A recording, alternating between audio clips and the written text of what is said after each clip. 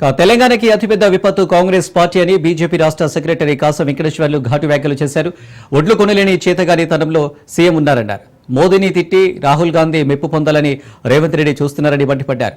Rahul Gandhi appointment ఇవ్వలేదనే ఫ్రస్ట్రేషన్లో మోదీని తిడుతున్నారన్నారు. దేశాన్ని సైన్యాన్ని అవమానించేలా రేవంత్ మాట్లాడుతున్నారని ఫైర్ అయ్యారు. పాకిస్తాన్ను రేవంత్ రాహుల్ గాంధీ ప్రేమిస్తున్నారన్నారు. మిస్ వరల్డ్ పోటీలతో తెలంగాణ పరువు బజారుకిడ్చారని నిప్పులు చెరిగారు. మిస్ ఇంగ్లాండ్ ఏడుస్తూ వైదొలిగిందన్నారు. చౌమలహల్లా ప్యాలెస్లో ఏం జరిగిందో ప్రభుత్వం చెప్పలేదని కాసం వెంకటేశ్వర్లు ధ్వజమెత్తారు. కాంగ్రెస్ యువ నాయకుల చిల్లర చేష్టలతో మిస్ ఇంగ్లాండ్ వైదొలిగిందన్నారు. ఒకరు రాజ్యాంగబద్ధ పదవిలో ఉండగా మరొకరు కార్పొరేషన్ ఉప చైర్మన్గా ఉన్నారని అనుమానం వ్యక్తం చేశారు.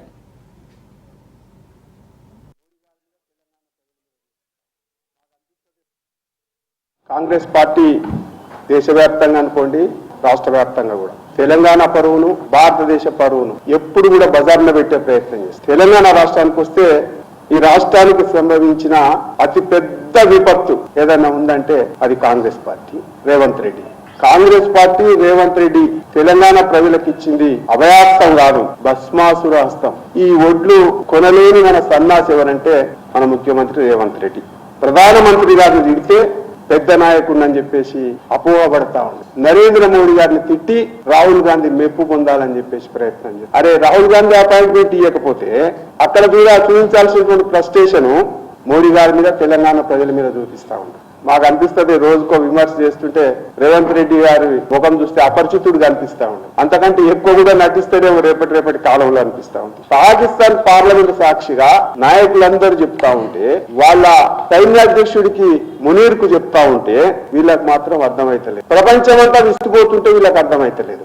కాంగ్రెస్ పార్టీకి భారత్ పాకిస్తాన్ పైన దాడి చేసి ఎలాంటి అద్భుతాలు సృష్టించిందో ప్రపంచం అంతా కూడా గుర్తెరిగింది. ప్రపంచం అంతా శ్లాఘిస్తా ఉంది. కానీ కాంగ్రెస్ పార్టీకి మాత్రం ఆ విషయం కనబడతలేదు. రాష్ట్రంలో ఒక్క సమస్యను కూడా అబద్ధపు హామీలు ఇచ్చేసి అసమర్థంగా బద్దమ్మలతో పరిపాలిస్తూ దొంగ హామీలతో గద్దెనెక్కినటువంటి రోత ముఖ్యమంత్రి ఎవరు అంటే తెలంగాణ ముఖ్యమంత్రి. అంతకంటే హీనంగా ఎవరు మనకు కనిపిస్తలేరు. ఈ రకంగా నోరు పదుపులు ఎక్కుంటా ఇష్టానుసారంగా మాట్లాడుతూ తెలంగాణ పరువుని, దేశ పరువుని బజారు తీరుస్తున్నటువంటి ముఖ్యమంత్రి రేవంత్ రెడ్డి గారు.